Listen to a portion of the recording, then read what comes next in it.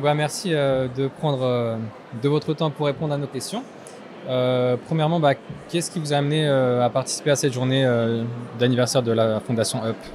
Alors, je participe à la journée donc aux 60 ans de UP parce que c'est un partenaire qui nous accompagne dans le développement d'une nouvelle solution d'information pour les consommateurs visant à justement permettre la consommation responsable sur la partie alimentaire.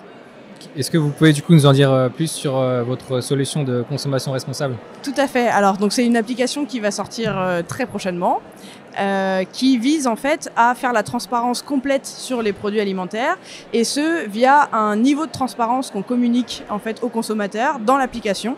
Donc, on regroupe les référentiels qui existent à l'heure actuelle pour parler du degré de transformation, du profil nutritionnel avec le Nutri-Score qui est très connu, de l'impact environnemental, de l'origine des matières premières. Et donc ces référentiels-là vont être en première lecture de l'application, et nous, notre travail, c'est de collaborer avec tout l'écosystème, donc les marques, les labels, les institutions qui travaillent sur les scores, pour pouvoir offrir des décryptages et des informations très complètes, et pour pouvoir faciliter la compréhension de l'information, mais aussi l'utilisation du produit. Donc l'application s'appelle Tico, il me semble, c'est ça? Oui, tout à fait, TICO.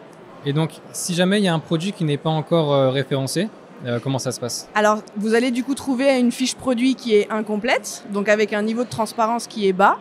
Et le consommateur, s'il le souhaite, enfin s'il souhaite plus d'informations du moins, et les décryptages des informations sur le produit, il peut via l'application solliciter la marque. Et quand on a suffisamment de consommateurs sur un produit, nous allons voir la marque pour justement lui faire part des attentes des consommateurs et pouvoir travailler ensemble pour améliorer la transparence sur le produit. D'accord. Et donc vous disiez que vous aviez donc le Nutri-Score, le Planet Score par exemple qui était pris en compte. Oui. Est-ce qu'il y a d'autres critères propres à vous-même que vous avez vous-même créés? Alors nous, on a créé le niveau de transparence parce qu'en fait sur le marché, il existe déjà beaucoup de scores, beaucoup de labels, beaucoup d'informations, et notre rôle et notre mission, c'est vraiment de pouvoir organiser toutes ces informations-là et les rendre intelligibles et accessibles.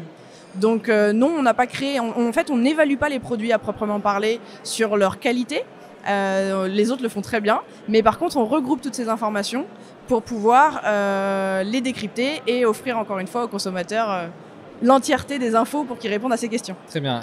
Et du coup, selon vous, qu'est-ce que serait qu'un bon produit, un produit responsable? Un produit responsable, ce serait un produit qui est peu transformé, qui a un bon Nutri-Score, un bon Planet Score. Et après, au niveau des origines, ça dépend tellement du sourcing, c'est-à-dire que, par exemple, vous le savez peut-être pas, mais on ne produit pas en France de purée de tomates.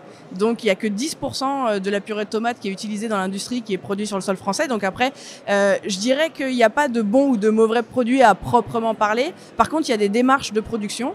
Et en fait, tout notre travail vise à encourager les acteurs de la production, les fabricants et les marques pour améliorer justement leur système de production sur les différents critères qu'on vient d'évoquer. Est-ce que c'est facile pour vous aujourd'hui en France de consommer responsable? À l'heure actuelle, non, parce que on n'a pas toutes les infos sur les produits, très simplement. Et je peux vous donner un exemple si vous voulez. Il n'y a pas longtemps, j'ai cherché du jambon et j'ai regardé la liste des ingrédients, et j'ai été terrorisée de voir qu'il y avait du dextrose dans tous les jambons de supermarché. Donc en fait, quand on commence à connaître, et quand on est... alors moi, on va dire que je suis avertie comme consommatrice, mais quand je commence à lire une liste d'ingrédients et que je me rends compte que on trouve beaucoup de sucre dans des produits qui ne nécessitent pas forcément du sucre, on va trouver en fait peu d'alternatives et peu d'informations sur, par exemple, le degré de transformation, alors que nous, en tant que professionnels, on va dire plutôt axés santé, on sait aujourd'hui que le premier critère, à la limite, entre le Nutri-Score et le degré de transformation, c'est le degré de transformation à prendre en compte avant de voir si c'est un Nutri-Score A, B ou C ou D, parce que typiquement, vous avez des produits pour les enfants beaucoup qui sont Nutri-Score A, mais qui sont ultra transformés, et ça, c'est un réel problème de santé publique. Très bien, je vous remercie pour vos réponses. Merci beaucoup à vous.